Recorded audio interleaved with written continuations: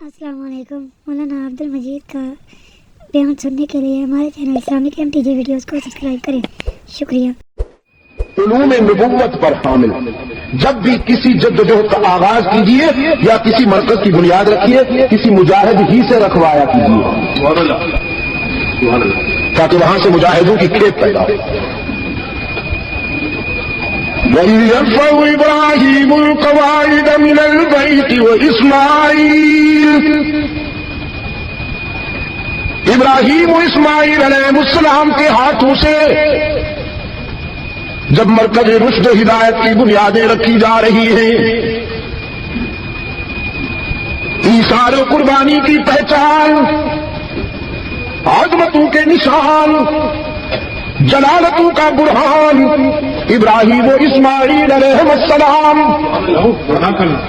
اس مکتب اور اس دارالعلوم کی بنیادیں رکھ رہے ہیں جس میں محمد کو معلم بننا تھا صلی اللہ علیہ وسلم،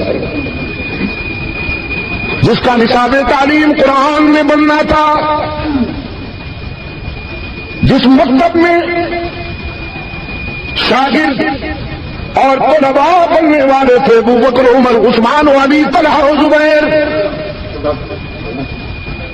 اس ادارہ کی بنیادیں اٹھاتے ہوئے یہ دو جلیل القدر پیغمبر حق تعالیٰ کے حضور انتہائی عاجزی کے ساتھ التجا کرتے ہیں، ربنا تقبل منا انك انت السميع العليم. الہ العالمین، ہم خزاں کے سینے پر بہار کی بنیاد رکھ رہے ہیں، ایسی خزاں کے روئے زمین پر اس سے بڑھ کر بڑی کوئی خزاں نہیں. ہم اس خزاں کے سینے پر بہاروں کا آغاز کر رہے ہیں. آغاز کرنا ہمارا کام ہے، انجام تو تیرے ہی ہاتھ میں ہے.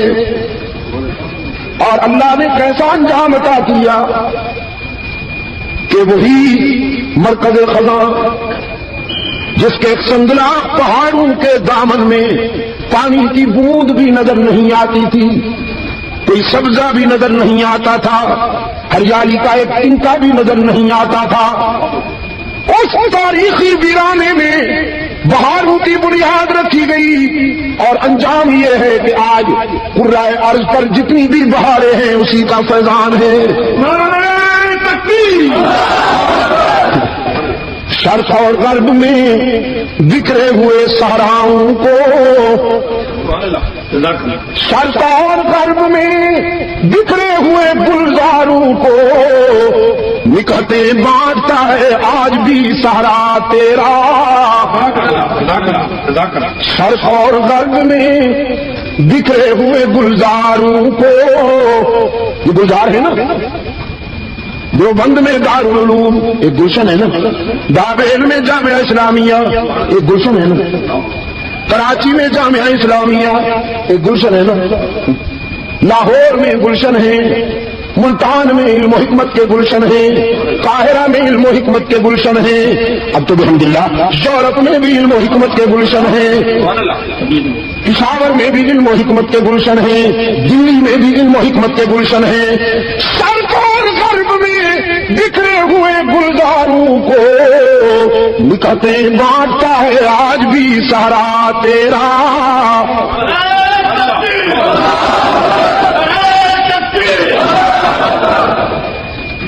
دو مخلص معماروں کے آنسو قبول کر لیے گئے، دو مخلص معماروں کے پسینے کے قطرے قبول کر لیے گئے.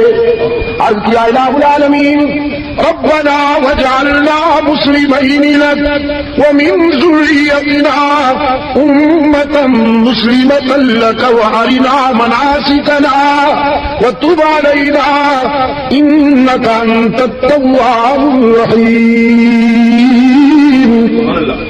الہ العالمین اپنے اس محترم گھر کے آداب، اپنے اس محترم گھر کے ادب کے کرینے ہمیں بھی سکھا دے، ہماری اولاد کو بھی سکھا دے، ہمیں اس کے سامنے عاجزی کے ساتھ جھکنے کی توفیق عطا فرما دے، اور ہمیں ہماری اولاد کو اس گھر کے سامنے سجدہ ریزی کے سلیقے سکھا دے. اور اے ہمارے رب، ہمارے بچوں میں یہاں آ کر اگر کبھی کسی سے کوتاہی ہو جائے بتقاضۂ بشریت تو ہم پیشگی معذرت چاہتے ہیں، ہمارے بچوں کی کوتاہیوں کو بھی معاف فرما دے۔ رحمت عالم صلی اللہ علیہ وسلم نے فرمایا کتنا شفیق باپ ہے تمہارا ابراہیم کہ بچے ہزاروں سال بعد آ کر غلطیاں کریں گے، وہ پیشگی معافیاں مانگ رہے ہیں۔ الہ العالمین یہاں آ کر میرے بچوں سے اگر کبھی کوئی کوتاہی اور غلطی ہو جائے تو میں معافی چاہتا ہوں، اسے معاف کر دیجیے۔ رب العالمین کی شفقت، رب العالمین کی رحمت متوجہ ہوئی، وقتا کے دامن پھیلایا جائے۔ ابراہیم علیہ السلام نے اپنے حقیقی داتا کے حضور دامن پھیلا دیا۔ عرض کیا ربنا وابعث فیہم رسولا، الہ العالمین مرکز تو ہم نے تعمیر کر دیا، ادارہ تو ہم نے بنا دیا، اب اسے آباد کرنے کے لیے معلم بھی عطا کر، اور میری آرزو ہے کہ میری اولاد میں سے عطا کر، میری اولاد میں سے عطا کر، من ذریتی۔ یہاں آ کر وہ علم و حکمت کے چراغ روشن کرے گا، تیری آیات کی تلاوت سے تیرے بندوں کے فکر و نظر میں اجالے بھرے گا، انہیں پاک بنائے گا، ان کا تزکیہ کرے گا، ان کا تزکیہ کرے گا۔ الہ العالمین پھر اس ادارے سے ایسے کردار تیار ہوں گے کہ جن کے کردار کی لفاتوں پر نوری بھی رش کرتے نظر آئیں گے، فرشتے بھی رش کرتے نظر آئیں گے۔ رب العالمین نے اپنے خلیل کی دعاؤں کو شرف قبولیت سے نوازا۔ رحمت عالم صلی اللہ علیہ وسلم اسی ادارہ کے معلم بن کر آئے۔ رب العالمین نے اپنے محبوب پر اپنے احسان عظیم کا ذکر کرتے ہوئے فرمایا وَعَلَّمَكَ مَا لَمْ تَكُنْ تَعْلَمْ۔ او دعائے خلیل، او نبی مسیحا، تجھے تیرے دادا خلیل نے میرے گھر کے سائے میں کھڑے ہو کے مانگا تھا، معلم مانگا تھا۔ تو دنیا کا معلم ہے، تو ساری کائنات کا استاد ہے، اور میں تیرا استاد ہوں۔ تجھ سے سب نے سیکھنا ہے اور تو نے مجھ سے سیکھا ہے۔ وَعَلَّمَكَ مَا لَمْ تَكُنْ تَعْلَمْ وَكَانَ فَضْلُ اللَّهِ عَلَيْكَ عَظِيمًا۔ ایک اور مقام پہ فرمایا مَا كُنْتَ تَدْرِي مَا الْكِتَابُ وَلَا الْإِيمَانُ وَلَكِنْ جَعَلْنَاهُ نُورًا نَهْدِي بِهِ مَن نَّشَاءُ مِنْ عِبَادِنَا وَإِنَّكَ لَتَهْدِي إِلَىٰ صِرَاطٍ مُّسْتَقِيمٍ۔ میرے معبود، ہم نے تیرے ظرف میں علم و حکمت کے جو جواہر پارے ڈالنے تھے تو اس کے لیے ہم نے تیرے ظرف کو بالکل خالی رکھا، اسے صاف کیا، پاک کیا، خالی رکھا۔ ہم نے اس میں علم و حکمت کے جواہر پارے ڈالنے تھے۔ یہ ما كنت تدری ما الکتاب ولا الایمان کے معنی۔ ما كنت تدری ما الکتاب ولا الایمان کے معنی یہ نہیں ہے کہ خدا نخواستہ تو جانتا ہی کچھ نہیں تھا، تیرے پاس تھا ہی کچھ نہیں۔ ما كنت تدری ما الکتاب ولا الایمان کے معنی یہ ہے کہ کتاب و ایمان کے وہ اجالے، کتاب و ایمان کے وہ سویرے، کتاب و ایمان کی وہ روشنی کہ جس کے لیے ہم نے تیرے دل کو منتخب کیا تھا، اس اجالے کے لیے، ان روشنیوں کے لیے ہم نے تیرے قلب کا ظرف خالی رکھا کہ یہاں جب بھی آئے وہی دولت آئے، یہاں جب بھی آئے وہی دولت آئے۔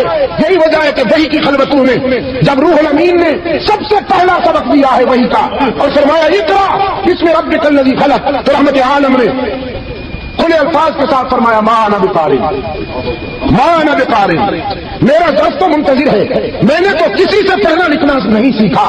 روح الامین خوش ہوئے، فرمایا ہم بھی یہی چاہتے تھے کہ آپ یہی کہیں کہ میرا ظرف تو اسی دولت کے لیے خالی ہے، میرا دل تو اسی دولت کے لیے خالی ہے۔ مانا بقارئ، میں نے کسی استاد سے پڑھنا لکھنا نہیں سیکھا، اللہ کے عطا کردہ پروگرام کے مطابق روح الامین نے سرکار دو عالم صلی اللہ علیہ وسلم کو اپنی آغوش امانت میں لے کے بھیجا، چھوڑ دیا پھر بھیجا، چھوڑ دیا پھر اپنی آغوش امانت میں لے کر بھیجا اور فرمایا اقرا، اب پڑھیے۔ تو رحمت عالم صلی اللہ علیہ وسلم نے اب پڑھنا شروع کیا، فرمایا اقرا بسم ربک الذی خلق خلق الانسان من علق اقرأ وربك الاکرم الذی علم بالقلم علم الانسان ما لم يعلم. رحمت عالم صلی اللہ علیہ وسلم ساتھ ساتھ پڑھتے جا رہے ہیں، لیکن وحی کے پہلے اسباق کے دوران ذرا زبان تیز چلتی تھی. استاد نے فرمایا لا تحرک به لسانک لتعجل به. یہ زبان کیوں تیز چلتی تھی کہ کوئی جملہ، کوئی لفظ، کوئی حرف رہ نہ جائے، کوئی جملہ، کوئی لفظ، کوئی حرف رہ نہ جائے. بڑی نازک امانت ہے نا، اسے سنبھالنا ہے، پھر اس کے تقاضے پورے کرنے ہیں. قرآن کریم بڑی نازک امانت ہے نا، زبان تیز چلتی ہے. رب العالمین نے فرمایا لا تحرک به لسانک لتعجل به. میرے محبوب جلدی میں زبان مت چلائیے، شاید اس خیال سے کہ کوئی جملہ، کوئی لفظ، کوئی حرف رہ نہ جائے، چھوٹ نہ جائے. یہ فکر کرنے کی آپ کو کیا ضرورت؟ ان علینا جمعہ وقرآنا فَإِذَا قَرَأْنَاهُ فَاتَّبِعْ قُرْآنَا ثُمَّ إِنَّ عَلَيْنَا بَيَانَا. یہ ذمہ داری تو ہماری ہے، آپ کے سینے میں قرآن کریم کو اتارنا بھی ہمارا کام، آپ کی زبان پر قرآن جاری کروانا بھی ہمارا کام. پھر اس کے حکمتوں، اس کے معانی، اس کے مفاہیم، اس کے اسرار، اس کے رموز، اس کے بصائر آپ کی زبان سے جاری کروانا اور بیان کروانا بھی ہمارا کام. یہ سورہ قیامت غالباً آخری آیت. پہلی آیت کیا ہے؟ فرمایا لا اقسم بیوم القیامہ ولا اقسم بالنفس اللوامہ ایحسب الانسان ان لن نجمع عظامہ بلا قادرین علی ان نسوی بنانا. رب العالمین نے اپنی شایان شان قسمیں کھا کے فرمایا ایحسب الانسان ان لن نجمع عظامہ. یہ سوچتا ہے مر جاؤں گا، میری تو ہڈیاں بھی خاک میں مل جائیں گی، تو دوبارہ کیسے اٹھایا جاؤں گا، میرا وجود کیسے دوبارہ لایا جائے گا. رب العالمین نے فرمایا بلا قادرین بلا قادرین علی ان نسوی بنانا. تو نہیں تھا، ہم نے ایک پانی کی ناپاک بوند سے تجھے وجود میں لائے، تجھے خوبصورت انسان بنایا، ناپاک قطرے سے تجھے ایسا بنایا، تیری آنکھوں کو حسن دیا، تیرے دانتوں کو چمکنا دیا، تیری جلد کو ملاحت دی، تیرے تبسم کو کشش دی، تیری گفتگو میں خطابت اور فساد کے جوہر بھر دیے، تیرے بالوں میں کشش دی، تیرا سراپا حسن و جمال کر دیا، ناپاک قطرے سے ایسا حسین بنا دیا. تو پھر جب تیری ہڈیاں مٹی میں مل جائیں گی پھر تجھے وجود میں بھی ہم لا سکتے ہیں. یہ تمہید ہے، یہ تمہید ہے، یہ تمہید ہے اس حقیقت کو اپنے محبوب کے دل میں اتارنے کے لیے کہ ہم تیرے دل میں قرآن کیسے بٹھائیں گے، ہم تیری زبان سے قرآن کیسے جاری کرائیں گے، ہم اس کی حکمتیں، ہم اس کے مفاہیم و معانی اور مطالب، ہم اس کے اسرار و رموز تیری زبان سے کیسے جاری کرائیں گے. یہ اس کی تمہید تھی. انسان سوچتا ہے کہ موت کے بعد میں کیسے اٹھایا جاؤں گا، میری ہڈیوں کو کیسے منظم کیا جائے گا، میں کل عدم ہو چکا ہوں گا، وجود میں کیسے لایا جاؤں گا. رب العالمین نے دعویٰ کیا بلا قادرین، کوئی اور نہیں، ہم اٹھائیں گے. جس طرح ہم تجھے نیست سے ہست میں لائے ہیں، تو نہیں تھا تو تجھے بنا ڈالا، اب تجھے موت کے بعد بھی زندہ اٹھائیں گے. فرمایا میرے محبوب جس طرح مٹی میں مل جانے کے بعد انسان کی بکھری ہوئی ہڈیوں کو جوڑ کر انہیں منظم کر کر دوبارہ اٹھانا ہمارا کام ہے، اسی طرح قرآن کے حقائق کو تیرے دل میں بٹھانا بھی ہمارا کام ہے.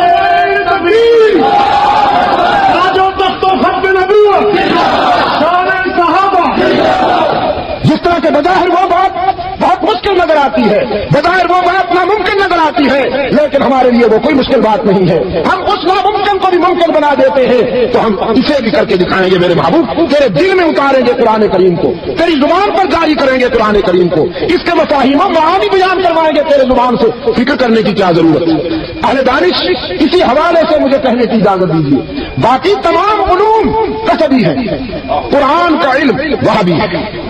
محنت کیجیے انجینئر بن جائیں گے، محنت کیجیے ڈاکٹر بن جائیں گے، محنت کیجیے سائنس اور ٹیکنالوجی میں آپ کمال حاصل کر لیں گے، لیکن قرآن کریم صرف محنت سے حاصل نہیں ہوتا، محض اللہ کے فضل سے حاصل ہوتا ہے۔ یہ اسی سینے میں اترتا ہے جس کا انتخاب رب العالمین فرما لے۔ ان علینا جمعہ قرآن۔ میرے عزیز دوست، یہ تھا وہ علم، یہ تھی وہ علم و حکمت کی شمع جو حرا کی خلوتوں سے روشن ہوئی، اور اس کے حامل بن کر رحمت عالم صلی اللہ علیہ وسلم جب حرا کی خلوتوں سے باہر نکلے، خانوادہ اقدس میں تشریف لائے، حدیث میں آتا ہے رحمت عالم صلی اللہ علیہ وسلم کے جسد اطہر پہ کپ کپی تھی، آپ صلی اللہ علیہ وسلم کے جسم اطہر پہ سنسنی تھی، قرآن کی جلالت کی وجہ سے، قرآن کی ہیبت کی وجہ سے سنسنی تھی۔ گھر میں جب تشریف لائے تو گھر میں قدم رکھتے ہی خدیجہ الکبریٰ رضی اللہ تعالی عنہا سے فرمایا زملونی زملونی زملونی، خدیجہ مجھ پہ چادر ڈال دو، مجھے کمبل اڑا دو، خشیت علی نفسی، مجھے تو اپنی جان کی فکر ہے کہ لو انزلنا هذا القرآن على جبل لرأيته خاشعا متصدعا لرأيته خاشعا متصدعا من خشية الله۔ اگر ہم کسی مضبوط اور کسی مستحکم پہاڑ پر قرآن کریم کو نازل کریں تو دھرتی کے سینے پر کوئی پہاڑ اتنا مضبوط نہیں، کوئی پہاڑ اتنا مستحکم نہیں جو قرآن کریم کی ہیبت کو برداشت کر سکے، قرآن کریم کی جلالت کو برداشت کر سکے۔ اگر ہم کسی پہاڑ پر قرآن اتاریں تو وہ کانپ کانپ کر ریزہ ریزہ ہو جائے۔ دنیا میں کوئی ایسا پہاڑ مضبوط نہیں جو قرآن کریم کی جلالت کو برداشت کر سکے، لیکن قلب محمد میں اللہ نے یہ وسعت رکھی ہے کہ جہاں یہ سما سکے۔ رحمت عالم صلی اللہ علیہ وسلم کے دل میں اللہ نے یہ وسعت رکھی ہے کہ جہاں قرآن کریم ڈیرے لگا دیتا ہے۔ فرمایا زملونی زملونی زملونی، خدیجہ مجھ پر چادر ڈال دیجئے، کمبل اڑا دو مجھے، خشیت علی نفسی، مجھے تو جان کی فکر ہے کہ یہ بوجھ اٹھا سکوں گا کہ نہیں۔ ام المومنین خدیجہ الکبریٰ رضی اللہ تعالی عنہا، نسوانی برادری کا وہ قابل فخر عنوان، وہ روشن ضمیر خاتون، ایک باوفا رفیق حیات کی حیثیت سے چادر بھی ڈال دیتی ہے، کمبل بھی ڈال دیتی ہے، سرہانے بیٹھ کر رحمت عالم صلی اللہ علیہ وسلم کے بالوں کو انگلیوں سے چھیڑتی ہے، فرماتی ہے کہ اللہ واللہ لا یخزیک اللہ ابدا، او میرے آقا مجھے اس کی قسم جس کے قبضے میں خدیجہ کی جان ہے، آپ کوئی لاوارث تو نہیں، آپ کوئی لاوارث تو نہیں کہ مٹا دیے جائیں، اللہ آپ کو کبھی نقصان نہیں پہنچنے دے گا، جس نے یہ امانت دی ہے وہ حفاظت بھی کرے گا، جس نے یہ ذمہ داری دی ہے وہ نگرانی بھی کرے گا۔ پھر اخلاق مصطفی کی کچھ جھلکیاں بیان کرتے ہوئے فرمایا ایسے اخلاق والے کبھی نقصان نہیں اٹھایا کرتے۔ انک لتصل الرحم وتحمل الکل وتکسب المعدوم وتقری الضعیف وتعین علی نوائب الحق، آپ تو صلہ رحمی کرنے والے ہیں، آپ تو کمزوروں کا بوجھ اٹھانے والے ہیں، آپ تو لوگوں کی گمشدہ چیزیں ان کے گھروں تک پہنچانے والے ہیں، آپ تو مہمان نواز ہیں، آپ تو حق و صداقت کے علمبردار ہیں۔ والذی نفس خدیجہ بیدہ، اس کی قسم جس کے قبضے میں خدیجہ کی جان ہے، اشہد انک رسول اللہ۔ کوئی مانے یا نہ مانے، کسی کی سمجھ میں آئے یا نہ آئے، کوئی پہچانے یا نہ پہچانے، سب سے پہلے میں گواہی دیتی ہوں کہ تو اللہ کا آخری رسول ہے۔ رحمت عالم صلی اللہ علیہ وسلم حضرت خدیجہ کی یہ باتیں یاد کر کے اکثر اشک بار ہو جایا کرتے تھے۔ خدیجہ رضی اللہ تعالیٰ عنہ کے انتقال کے بعد سیدہ عائشہ فرماتی ہے میں دیکھتی کبھی کبھی حضور تنہا بیٹھ کر رو رہے ہیں، کسی گوشے میں بیٹھ کر آنسو بہ رہے ہیں، میں پوچھتی اللہ کے رسول کیا ہوا؟ فرماتے بس کوئی بات نہیں، ذرا خدیجہ یاد آ گئی تھی۔ سیدہ عائشہ فرماتی رضی اللہ تعالیٰ عنہا، میں عرض کرتی اللہ کے رسول حیرت ہے، اللہ نے آپ کو اتنی اچھی بیویاں دی ہیں، آپ اس بوڑھی عورت کو یاد کر کے روتے ہیں۔ رحمت عالم صلی اللہ علیہ وسلم فرماتے عائشہ تمہیں کیا بتاؤں کہ میرے دل میں خدیجہ کیا نقش چھوڑ گئی۔ خدیجہ میرے دکھوں کی ساتھی ہیں. جب ساری دنیا مجھے ستاتی تھی تو خدیجہ رضی اللہ تعالیٰ عنہ کی تسلی مجھے سکون بخشتی تھی. جب ہر طرف سے انکار ہوتا تھا تو خدیجہ میرے موقف کا اقرار کرتی تھی. جب ساری دنیا نے میرے پیغام کو ٹھکرا دیا خدیجہ نے اسے دل سے لگا لیا. خدیجہ نے اپنا سب کچھ میرے مشن پہ قربان کر دیا. شاہ بنو ہاشم نے خدیجہ میں میرے ساتھ سوشل بائیکاٹ کا زمانہ گزارا. عرب کی وہ نامور تاجر جس کی تجارت کے قافلے میلوں چلا کرتے تھے, پھر میں نے دیکھا کہ وہ ہفتوں تک فاقے کر رہی ہے. رنگت زد پر جایا کرتی تھی, ہفتوں تک کھانے کو کچھ نہیں ملتا تھا. رحمت عالم صلی اللہ علیہ وسلم فرماتے خدیجہ مجھے افسوس ہے کہ میرے ساتھ میری رفاقت کی وجہ سے آپ کو یہ دن دیکھنے پڑے. خدیجہ عرض کرتی اللہ کے محبوب آپ افسوس کیوں کرتے ہیں؟ میں تو زندگی کے ان لمحات پر افسوس کیا کرتی ہوں جو آپ سے جدائی میں گزرے ہیں. اے کاش کہ میری ساری زندگی انہیں تلخیوں میں گزرتی لیکن آپ کے قدموں میں گزرتی. رضی اللہ تعالی عنہ. عزیز دوستو, یہ تھی وہ علم و حکمت کی شمع جو ہرا کی خلوتوں میں روشن ہوئی اور پھر جس کے اجالوں میں اتنے عظیم کردار ادا کیے ہیں کہ آج انسانیت ان پہ فخر کرتی ہے. انسانیت کی بات کر رہا ہوں, حیوانیت کی بات نہیں کرتا. یہ بات کئی مرتبہ کہہ چکا ہوں کہ کسی عظیم کو پہچاننے کے لیے بھی عظمت چاہیے. کسی عظیم کو پہچاننے کے لیے بھی عظمت چاہیے. آپ چمگادڑ سے پوچھیں کہ سورج کتنا حسین ہے, وہ کہے گی دفاع کرو گی.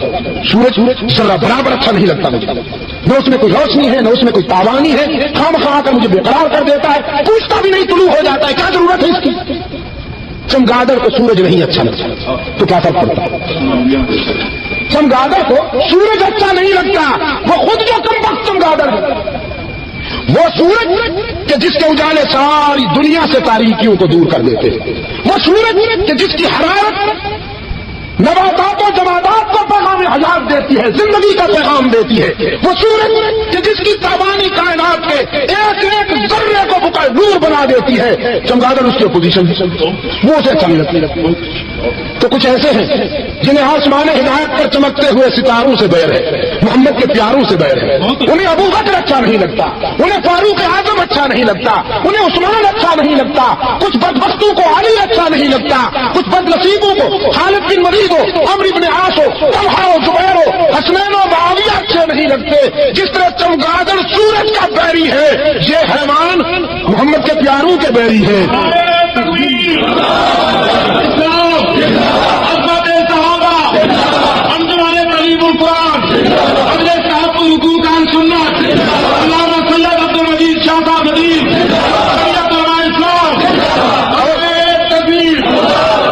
میں پرانے چمگادڑوں کی بھی بات کر رہا ہوں, کچھ نئے چمگادڑ بھی ہیں. کچھ نئے چمگادڑ ہیں جنہیں ٹی وی نے پیش کیا, جن کی کنٹریبیوشن اس کے سوا کچھ نہیں کہ وہ ٹی وی پہ آ کے ایکٹنگ کرتے. آثار قیامت, انہیں مفکر اسلام کا ٹائٹل دیا جاتا ہے. مفکر اسلام کا بھی دل نہیں بھرتا, پھر ڈاکٹر کی گم بھی ساتھ لگتی ہے, اس کا بھی دل نہیں بھرتا, پھر مفسر قرآن کہا جاتا ہے. ڈاکٹر, مفسر قرآن, اسلامی سکالر, وہ کیا کہتے ہیں PhD, پتہ نہیں کیا اسی کو بھی دم لگتی ہے ساتھ.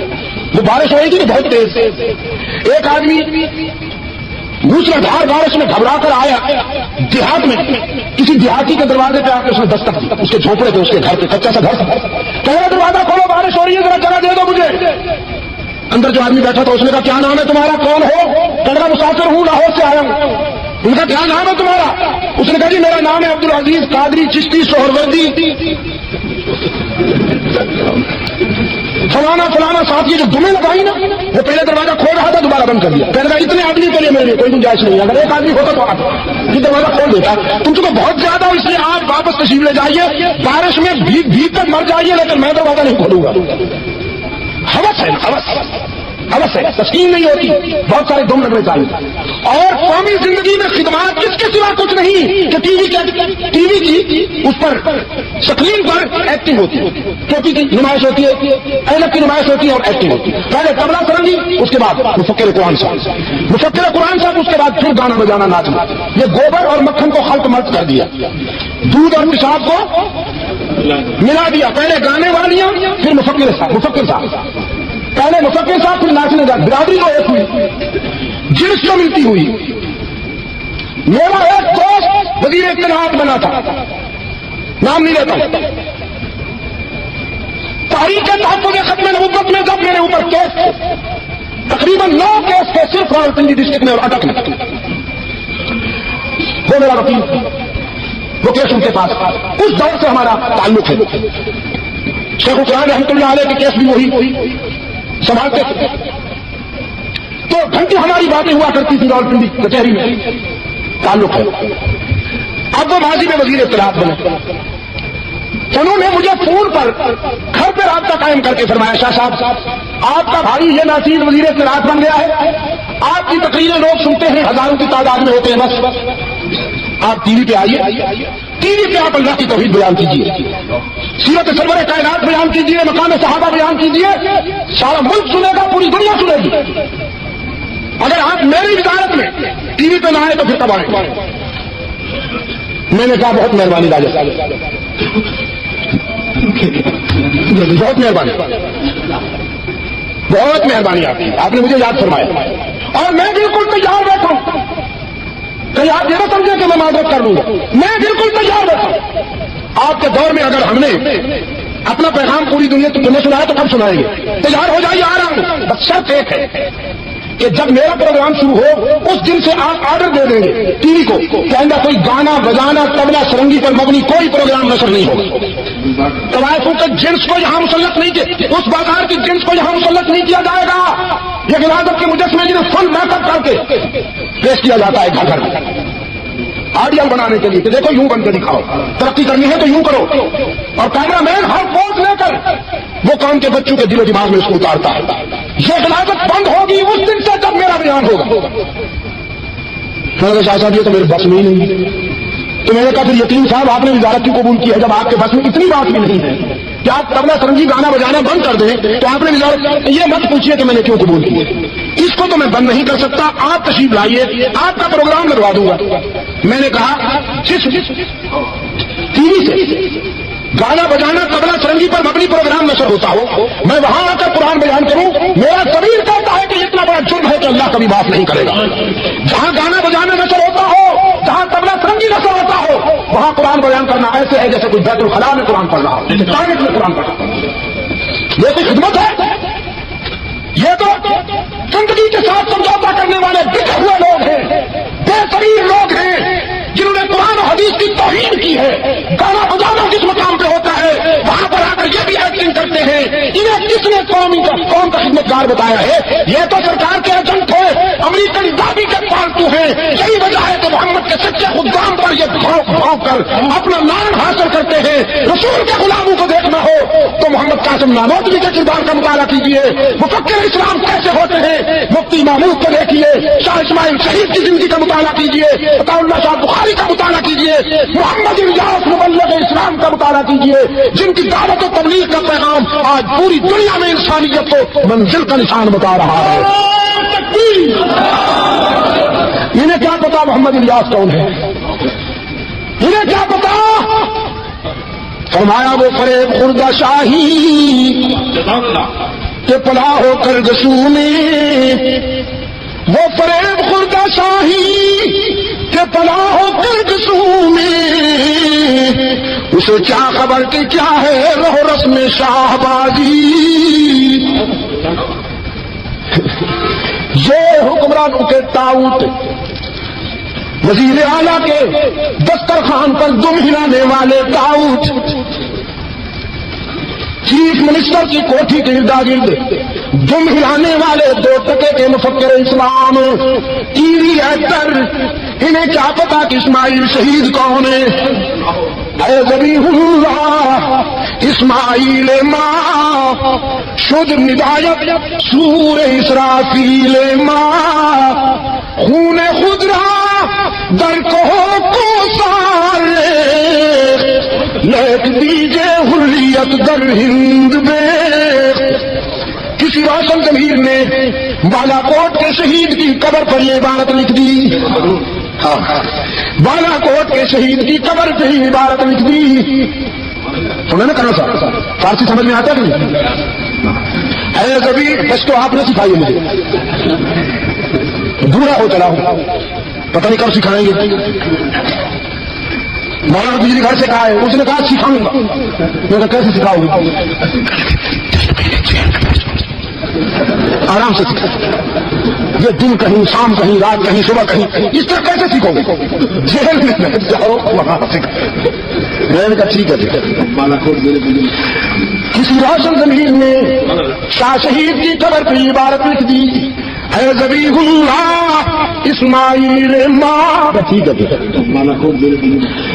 کسی روشن زمین میں شاہ شہید کی قبر پہ عبارت لکھ دی، اے ذبیح اللہ اسماعیل ماں. شد ہدایت شور اسرافیل ماں. اللہ کے راستے میں جان دے لینے والے ہمارے پیارے اسماعیل، اپنی جان کا نذرانہ پیش کرنے والے ہمارے پیارے اسماعیل، تیری صدائے حریت تو سور اسرافیل بن کر گونجی برے صغیر کے لیے. شد ہدایت سور اسرافیل ماں. خون خود را در کہو کو سارے، لیک دیجے حریت در ہند دے. اللہ کی کروڑوں رحمتیں ہوں تیرے مرکز پر کہ تو نے اپنے خون کی بارش برسا کر بالا کوٹ کے سنگریزوں کو تو سرخ بنا دیا، لیکن اسماعیل تیرے خون کی ایک ایک بوند تاریخ آزادی کی بنیاد بن گئی، فرنگی سلطنت کے لیے پیغام موت بن گئی. یہ فتویٰ باز، ان کے فتوے یہ ہیں کہ تبلیغی جماعت والے گستاخ، ان کا فتویٰ یہ ہے کہ دیوبندیوں سے ہاتھ نہ ملایا جائے، اور دارالعلوم کے اداکاروں کے فتوے یہ ہیں، محمدی علوم سے نسبت رکھنے والے علم نبوت کے وارثوں کے فتوے یہ ہیں کہ انگریز کی فوج میں بھرتی ہونا بھی حرام، انگریز کے اداروں میں تعلیم حاصل کرنا بھی حرام، انگریز کا تہذیب و تمدن اپنانا بھی حرام، انگریز کی سیاست اپنانا بھی حرام. یہ میں مبالغہ نہیں کر رہا ہوں، آپ کے ماضی سے، آپ کے شاندار ماضی سے کچھ جھلکیاں آپ کو عرض کر رہا ہوں. دشمن بھی مان گئے. لندن کی لائبریری میں بھی حسین احمد کا وہ مقدمہ پڑا ہوا ہے. لندن کی لائبریری میں حسین احمد کا وہ کیس پوری دستاویز رکھی ہوئی ہے کہ حسین احمد نے فتویٰ دیا انگریز کی بھرتی میں فوج ہونا حرام، فوج میں بھرتی ہونا حرام ہے، اور بھرتی ہونے کے بعد فرنگی فوج میں شامل ہو کر اگر کوئی مسلمان مر گیا تو وہ مرتد ہو کر مرے گا، جہنم میں جائے گا. کیس بنا. کراچی کے خالد کی نہال کی در و دیوار آج بھی موجود ہے. بہت ساری عمارتیں بدل گئی، پتہ نہیں اس میں اللہ کی کیا حکمت ہے. خالد کی نہال ابھی جو کا تو کھڑا ہوا ہے، چیخ چیخ کے کہہ رہا ہے. اگر تمہیں سمجھ میں نہیں آیا تو میرے پاس آؤ، میں پتھروں کی عمارت ہونے کے باوجود تمہیں بتاؤں گا کہ حسین احمد کون تھا. عدالت میں انگریز بیٹھا ہوا ہے، کٹہرے میں بڑے صغیر کی لیڈرشپ آئی ہے. نامور لیڈر محمد علی جوہر بھی کھڑے ہیں، شوکت علی بھی کھڑے ہیں، مدنی رحمت اللہ علیہ بھی ملزم بن کر کھڑے ہیں. انگریز جج کہتا ہے حسین احمد ملزم، حسین احمد ملزم، حسین احمد تیری مثل بتاتی ہے کہ فلاں موقع پر تو نے تقریر کرتے ہوئے کہا انگریز کی فوج میں بھرتی ہونا حرام ہے. کیا یہ سچ ہے؟ آپ نے اپنے خطاب میں یہ جملہ کہا تھا. مدنی رحمت اللہ علیہ نے فرمایا، کہا تھا، اب بھی یہی کہہ رہا تھا، اور جب تک زندہ رہوں گا یہی کہتا رہوں گا کہ انگریز کی فوج میں بھرتی ہونا حرام ہے، اور اگر کوئی مسلمان انگریز کی فوج میں بھرتی ہو کر مر گیا تو وہ مرتد مرے گا.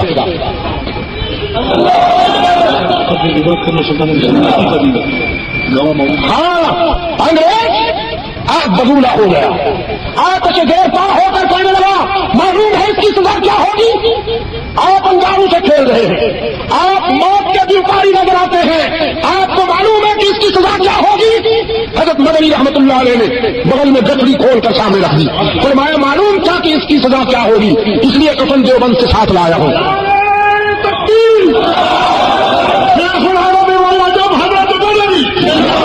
کفن دیوبند سے ساتھ لایا ہوں کہ تم مجھے سزائے موت دو اور مجھے اپنے کفن میں دفنایا جائے گا. انگریز نے کہا اس تکلف کی کیا ضرورت ہے، جنہیں ہم پھانسی دیتے ہیں ان کے کفن کا انتظام تو سرکار کرتی ہے. مدنی رحمت اللہ علیہ نے فرمایا جو حسین احمد انگریز کی فوج میں بھرتی ہونا حرام سمجھتا ہے، مرنے کے بعد انگریز کا کفن پہننا بھی حرام سمجھتا ہے. یہ اس دارالعلوم کے مجاہدوں کا لہجہ ہے جس دارالعلوم کو نسبت ہے محمد عربی کے علم سے. اور ان کا لہجہ، ان کا فتویٰ یہ ہے کسی دیوبندی سے ہاتھ ملانا حرام ہے، کسی دیوبندی کے سلام کا جواب دینا حرام ہے. اب کہتا کہ کمپنی کے مارے ہوئے بیماروں، پنجاب کے ایک مفتی نے فتویٰ دیا کسی دیوبندی کو سلام یا اس سے ہاتھ ملانے سے بیوی طلاق ہو جائے. اور سارے فتوے آزما چکا، لوگ مانتے نہیں تھے. لوگ کہاں مانتے ہیں؟ اس دور کے لوگ کہاں مانتے ہیں؟ مولوی کی بات سنی اور ہضم کر دیں. اب اس نے سمجھا کوئی ایسی خطرناک بات کروں کہ یہ ڈرے. اس نے کہا دیوبندی سے ہاتھ ملانا اور اس کے سلام کے جواب دینے سے بیوی طلاق ہو جاتی ہے. بس آپ کہو گے ان کے ساتھ سلام یا جواب دو گے، لوگوں نے کہا نہیں بیوی کون چھوڑتا ہے. اور بس میں ٹھیک کہہ رہا ہوں، یہی ہے اسلام کی منشا، یہی ہے اس کے رسول کا تقاضا، یہی ہے. ہمارا ایک نوجوان بڑا من چلا اگلے دن صبح سویرے حلوے کی پلیٹ پر تازہ لے کر قاضی کے ورق لگا کر چمکاتا ہوا حضرت صاحب کے پاس پہنچا. دور سے مولوی صاحب سے کہا السلام علیکم حضرات. مولوی صاحب حلوے پہ نظر پڑتے ہی طبیعت میں شباب آ گیا. کہنے لگا وعلیکم السلام، کیسے تشریف لائے؟ ملنے کے لیے حاضر ہوا ہوں، یہ قبول فرمائیے. مولوی صاحب نے رکھ لی. مسافر کو کیا معانقہ کیا؟ حلوہ لانے کو تو معانقہ کرنا ہی مباح ہے نا، مستحب ہے. پھر ہو گئے معانقہ کیا. پھر وہ نوجوان بیٹھ گئے. کہ حضرت آپ کی کل جمعہ کی تقریر کے چرچے سارے شہر میں ہیں، بچہ بچہ کہہ رہا ہے آپ نے حق بیان کیا. دیکھو نا جی، اس دور میں بھی ابھی کچھ لوگ زندہ ہیں جو حق بیان کرتے ہیں. آپ کی حق گوئی پر پورا شہر گونج رہا ہے. مجھے بھی بڑا سکون ملا. میں نے جب سنا کہ آپ نے حق بیان کیا اور ایسا فتویٰ دیا ہے، بہت خوشی ہوئی. تو چونکہ آپ نے فتویٰ دیا تھا کہ کسی دیوبندی کا سلام کا جواب دینے سے اور مسافر کرنے سے بیوی طلاق ہو جاتی ہے، دیا نا آپ نے فتویٰ؟ یہاں بچہ دیا. تو پھر مجھے تو آپ جانتے ہی ہیں، میں تو خاندانی دیوبندی ہوں. سلام کا جواب بھی دے دیا، مسافر تو کیا معانقہ کر دیا آپ نے. اب آپ سے تو فارغ ہو گئی، میرے ہی حوالے کر دیجیے، بوڑھی صحیح گزارا کر لوں. یہ ان کے فتوے، یہ ان کے فتوے، یہ ان کی پہنچ ہے. اور دارالعلوم دیوبند کا پہلا طالب علم، دارالعلوم دیوبند سے فراغت حاصل کرنے والا پہلا طالب علم، حسن اتفاق دیکھیے، حسن اتفاق دیکھیے. بنیاد رکھنے والا بھی محمود، سب سے پہلا سبق دینے والا بھی استاد بھی محمود، اور سب سے پہلے شرط تلمذ حاصل کر کے سند فراغت حاصل کرنے والا بھی محمود، استاد ملا محمود، شاگرد محمود حسن دیوبندی. لوگوں نے کہا محمود حسن دارالعلوم کے ہاتھوں میں آپ کی قبر بننی چاہیے. آپ کسی جگہ کو نشان زد کر دیں، اسی جگہ آپ کی قبر بنائی جائے گی اور کتنا لگایا جائے گا. یہ اس مادر علم کا پہلا فرزند ہے محمود حسن. اس نے اس مادر علمی سے سب سے پہلے اتفاق علم و حکمت کیا ہے. یادگار ہوگی محمود حسن دیوبندی رحمۃ اللہ علیہ فرمانے لگے تم چاہتے ہو کہ موت کے بعد میری مرکز بنے، اس میں کٹا لگے، لیکن مجھ سے تو پوچھو کہ میں کیا چاہتا ہوں. میری آرزو یہ ہے اسلام اور مسلمانوں کے اندری دشمن انگریز سے ٹکراؤں، اسلام اور مسلمانوں کے اندری دشمن انگریز کے مقابلے میں میدان کارزار میں جاؤں، شمشیر زکف ہو کر میدان کارزار میں اتروں، اللہ اور اس کے رسول کے دشمنوں سے ٹکرا کر انہیں ماروں، وہ مجھے مارے، اور پھر میرے جسم کا ریزہ ریزہ کر دے، ٹکڑے ٹکڑے کر دے. میدان کارزار میں میرے جسم کے ٹکڑے پھیل جائے، انہیں پرندے کھا جائیں، میرے دفن کفن کی نوبت ہی نہ آئے. حشر میں اللہ کے حضور جب میری پیشی ہو اور جب میرا نام پکارا جائے تو پرندوں کے بطون سے محمود حسن کے جسم کے ٹکڑے جمع ہو کر انسان بن کر اپنے خالق کے سامنے حاضر ہوں.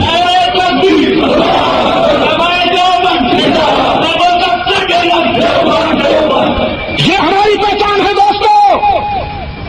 دارالعلوم دیوبند ایک ادارے کا نام نہیں، ایک تحریک کا نام ہے. انگریز کی آنکھ کا کانٹا، انگریز اور انگریز کی ضروریت نہ دارالعلوم دیوبند کو برداشت کرتی ہے، نہ ان کے فرزندوں کو برداشت کرتی ہے. ان کی پہنچ یہ، ان کی اپروچ ہے کہ جہاں تک ممکن ہو وہ ولی اللہ قافلے کے ہر رضاکار پر فتوے لگ گئے. آج اللہ کے گھر میں کھڑا ہوں، ارباب علم و دانش اللہ کے گھر میں کھڑا ہوں، کوئی مبالغہ نہیں کر رہا. یہ سوچ کر بول رہا ہوں کہ شاید میری زندگی کا آخری بیان ہے. زندگی کا کیا بھروسہ ہے؟ محمد الیاس کی تاریخ آج پوری انسانیت کی نمائندہ تاریخ ہے، صرف اسلام کی بات نہیں کر رہا ہوں. میں ابھی گیا ہوا تھا بمبئی میں، جوڑ تھا، وہاں میں نے شرکت کی. اگر 1.5 لاکھ مسلمان تھے تو 50,000 ہندو بھی آئے ہوئے تھے رحمت عالم کا پیغام سننے کے لیے. ان کے لیے سیپریٹ نشست بنائی گئی تھی، علیحدہ جگہ بنائی گئی تھی بیٹھنے کے لیے، کہ بہت بڑی تعداد میں وہ آتے ہیں کہ تم سنو اسلام کے دامن میں کیا ہے۔ ہندو میں وہ شودر یا ہری کن افراد جن کے ساتھ اونچ نیچ کا برتاؤ کیا جاتا ہے، غیر انسانی سلوک کیا جاتا ہے، اونچی ذات کا ہندو جنہیں مسلمان سمجھنے کو، انسان سمجھنے کو تیار نہیں، وہ آتے ہیں اسلام کی انسانیت نوازی کو سنتے، اسلام کی انسانی ہمدردی کو سنتے۔ مجھے وقت نہیں تھا، ہمیں بہت دور جانا تھا ایک جلسے میں شرکت کے لیے، کچھ دیر میں نے شرکت کی۔ جوڑ کے اختتام پر جب دوست واپس دعا کے بعد وہاں پہنچے میرے پاس تو انہوں نے بتایا کہ 1800 ہندو نے اسلام قبول کیا۔ یہ ایک اجتماع کی بات کر رہا ہوں، ایک اجتماع کی۔ اسی طرح میں نے 83 میں گودرا میں ہونے والے تبلیغی اجتماع میں شرکت کی تھی، وہاں بھی 3500 غیر مسلم مسلمان، فرانس میں، برطانیہ میں، امریکہ میں، ویسٹ انڈیز میں، افریقی جزائر میں، مشرق وسطیٰ میں، دنیا کے کونے کونے میں اسلام کے یہ بے لوث رضاکار، وزیر اعلیٰ کے پالتو نا، ٹی وی کے اداکار نا، اسلام کے بے لوث رضاکار پوری دنیا میں اسلام کا تاج بلند کرتے ہوئے، پیغام محبت دیتے ہوئے، کچھ اور بھی ہے پیغام وہ دعوت و اخوت، دعوت و اخوت، تاکہ قربانی کی عید پر تمہاری کھالیں اتارے، پھر ہم ووٹ لیں تم سے، سیاسی الو سیدھا کرنے کے لیے دعوت و محبت و اخوت، صدقے جاؤں تو باہر رنگے کے خواہی جامع می پوش، ملنداز قدقرا می شراسم، تمہیں تو ہم پہچانے ہوئے ہیں نا انشاءاللہ، تمہارے کو ہم وہ انٹروڈکشن کروائیں گے جو تمہارا حق ہے۔ اگر حکومت و محبت کا پیغام دینا ہے تو سب سے پہلے اعلان کیجیے کہ جو حضرت عثمان کو خائن کہے، سیدہ عائشہ پر الزام لگے، وہ موجود ہے اور دار اسلام سے۔ بات سنیے، یہ ہے دعوت محبت و اخوت مسلمانوں کے ساتھ۔ ہم یہ بات واضح کہہ چکے ہیں، آج بھی کہہ رہا ہوں، تو ہاتھ آتے ہوئے اللہ تعالیٰ حاجی ابراہیم کراچے کو کروٹ کروٹ سکون عطا فرمائے، ان کے درجات بلند فرمائے۔ مجھے اس شخص کی میزبانی یاد ہے، جاوید بھی مجھ سے بات کرتا ہے، لیکن حاجی ابراہیم کا طرز تکلم بھی مجھے یاد ہے۔ اللہ نے اس شخص کو کتنی عاجزی دی تھی، کتنا خلوص عطا کیا تھا، کتنا سچا دل عطا کیا تھا۔ حاجی ابراہیم کراچا جب میرا میزبان ہوتا تھا، وہ ہاتھ آتے ہوئے مجھے بہت کم عرصہ بھی ہوا ہو تو 15-16 سال کو، کہ ہماری برادری کی بنیاد، ہماری حکومت و مودت کی بنیاد صحابہ کرام سے سچی عقیدت ہے۔ اگر کوئی شارٹ کٹ کرنا چاہتا ہے کہ صحابہ کو تو رہنے دو، مجھے اپنا بھائی بنا لو، اگر ہم اسے اپنا بھائی بنا لیں تو لعنت ہے ہم پر، دنیا میں بھی اور آخرت میں۔ ہم اسی کو اپنا بھائی سمجھیں گے جو ابو بکر عمر عثمان و علی کا سچا غلام ہوگا۔ ہمارا بھائی وہ ہے جو اصحاب رسول پر تنقید نہیں تعریف کرے، ہمارا بھائی وہ ہے جو اصحاب رسول کو معیار حق و صداقت سمجھتے ہوئے انہیں اسلام کی نمائندہ قرار تسلیم کرے۔ پھر اسے اشتہار شائع کرنے کی ضرورت نہیں، پھر اسے سیاسی پراپگنڈا اور سیاسی مہم چلانے کی ضرورت نہیں۔ انشاءاللہ ہم خود اسے اپنے سینے سے لگائیں گے، ہم اسے خود مودت کا پیغام سنائیں گے انشاءاللہ، لیکن جب تک صحابہ کرام کا بغض ان کے سینے میں موجود ہے وہ ہمارے بھائی نہیں ہو سکتے، ہم ان کے بھائی نہیں ہو سکتے۔ میرے عزیز دوستو، اس مکتب فکر کی امتیازی شان یہی ہے، جیسا کہ میں عرض کر چکا، جہاد جہاد اور جہاد، کل بھی جہاد، آج بھی جہاد، انشاءاللہ آئندہ بھی جہاد۔ باطل جس عنوان سے اٹھے گا اس کے مقابلے میں رحمت عالم صلی اللہ علیہ وسلم کے علم کے وارث سامنے آئے، کبھی امداد اللہ مہاجر مکی بن کر، کبھی محمد قاسم نانوتوی بن کر، کبھی محمود حسن دیوبندی بن کر، کبھی عطا اللہ شاہ بخاری اور شاہ اسماعیل شہید بن کر، کبھی محمد الیاس بن کر، کبھی مفتی محمود بن کر، انشاءاللہ ولی اللہ قافلے کے سپاہی ان کے مقابلے میں آتے رہے، آ رہے ہیں اور آتے رہیں گے۔ انجمن تعلیم قرآن کی مسند علم و حکمت سے جن طلباء کو پیغام ملا ہے وہ یہی ہے، میں سمجھتا ہوں آپ کے اساتذہ نے آپ کو یہی پیغام دیا ہوگا، آپ کو اپنے شاندار ماضی کے حوالے سے یہی ترغیب دی ہوگی۔ عزیز طلباء، آپ کے لیے 2 منٹ خرچ کرتا ہوں. مجھے نہیں معلوم آپ نے کیا سوچ رکھا ہے، لیکن میں دعا بھی کرتا ہوں اور میرا حسن زن ہو. میرا حسن زن ہے کہ آپ نے یہی سوچ رکھا ہوگا کہ انشاءاللہ زندگی کے گنے چنے لمحات اسلام کی سربلندی کے لیے گزاریں گے انشاءاللہ. اور اسلام کی سربلندی محض حجرے میں بیٹھنے سے نہیں ہوتی، تعویذ بیچنے تعویذ لکھنے سے نہیں ہوتی. یہ تعویذ بندہ تو مال کمانے کا بھنڈار ہے. آپ سمجھے کہ نہیں؟ یہ مرید بنانا، چکر چلانا، نذرانے بٹورنا، یہ مال کمانے کا دھندا ہے. میں یہ نہیں کہتا کہ مرید بناؤ مت، مرید بنو بھی اور بناؤ بھی، لیکن شاہ اسماعیل شہید کی طرح، شاہ اسماعیل شہید رحمۃ اللہ علیہ کی طرح مرید بناؤ. جب بیعت لیتے تھے تو سب سے پہلے اس سے وعدہ لیتے تھے کہ حق و صداقت کی جد و جہد میں جان دوں گا، اور پہلے تیرا شیخ آگے ہوگا، تمہیں پیچھے آئے گا. ہر مرید سے یہ وعدہ لیا جاتا تھا کہ راہ حق میں جان دینے کے لیے تیار ہے. اور یہ جنس راہ حق میں ہر سال مرسیڈیز پیش کروں گا حضرت صاحب کی خدمت میں، یا سنگاپور سے لنگور منگوا کے حضرت صاحب کو پیش کروں گا. یہ اس دور کی پیری مریدی ہے. 50,000 روپے یا 50 لاکھ روپے کا ہر سال چیک پیش کیا کروں گا حضرت صاحب. ایک نواب صاحب اس دور میں بھی شاہ اسماعیل شہید رحمۃ اللہ علیہ کے مریدوں میں شامل ہونے کی آرزو لے کر آیا کہ یہ سارے لوگ مرید بن رہے ہیں تو ہم کیوں نہ بنے. شاہ صاحب رحمۃ اللہ علیہ کی خدمت میں آ کے کہنے لگا جی مجھے بھی اپنی ارادت کے حلقے میں قبول فرمائیے، بندہ حاضر ہے آپ کا مرید بننے کے لیے. شاہ صاحب نے سراپا کا جائزہ لیا، سر سے پاؤں تک نواب صاحب سجی سجائی دلہن نظر آ رہے تھے. فرمانے لگے نواب صاحب لاج پر مرد تنعم نمرد راہ بعش آج کی سیوا رمدان بلاکش باشد. یہ آپ کے بس کا روز معلوم نہیں ہوتا، آپ میرے مرید تو بن جائیں گے لیکن تقاضے پورے نہیں کر پائیں گے.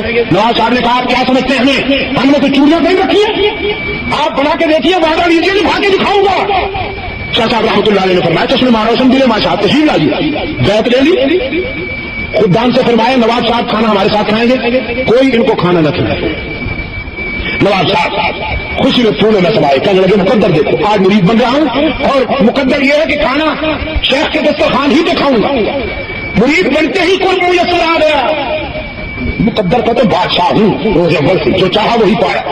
بڑا خوش ہوا، دسترخوان سجا، شاہ شہید شاہ اسماعیل شہید کا دسترخوان، سوکھے ہوئے روٹی کے ٹکڑے اور بس یوں دال صاحب واجبی سی. شاہ صاحب رحمۃ اللہ علیہ نے اپنے ایک رضاکار کو پہلے سے اشارہ کر رکھا.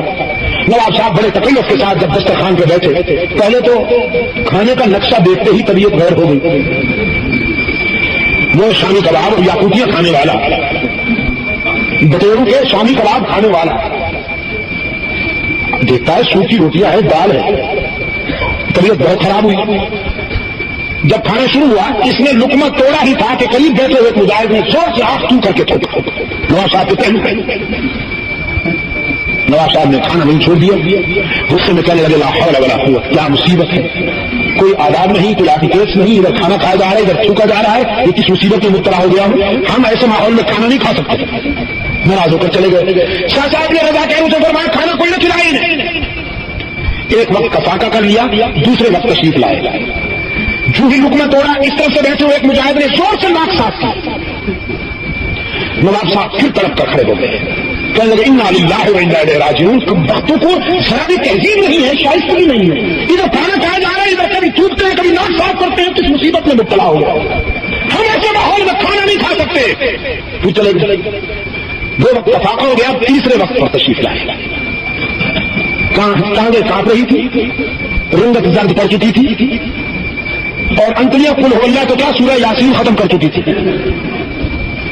دسترخوان پہ بیٹھے، لقمہ توڑا ہی تھا کہ پھر ایک رضاکار نے زور سے تھوکا. پھر نواب صاحب ڈٹ کر کہنے لگے اب تو اگر تم یہاں پخانا بھی پھیر دو تو کھانا کھائے بغیر نہیں.